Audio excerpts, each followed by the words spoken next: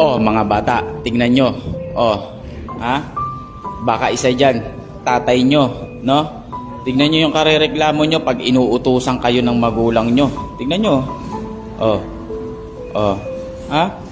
Tignan mo kung gaano kahirap, no? Kung gaano kahirap kumita ng pera. Gaano kadelikado para sa isang araw na trabaho. Tapos kayo, reklamo ng reklamo. Pag hindi nabili yung gusto nyo, nagmamaktol kayo, nagtatampo kayo. O ganun, no?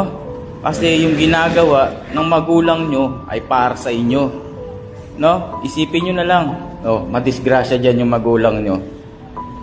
Anong mangyayari, no? Anong mangyayari? Mag-iiyak-iyak ka. Lahat ng kasalanan mo, sasabihin mo sa kabaong. Nakahiga na siya, sasabihin mo, mabait ang tatay mo, no? Kayong mga bata kayo,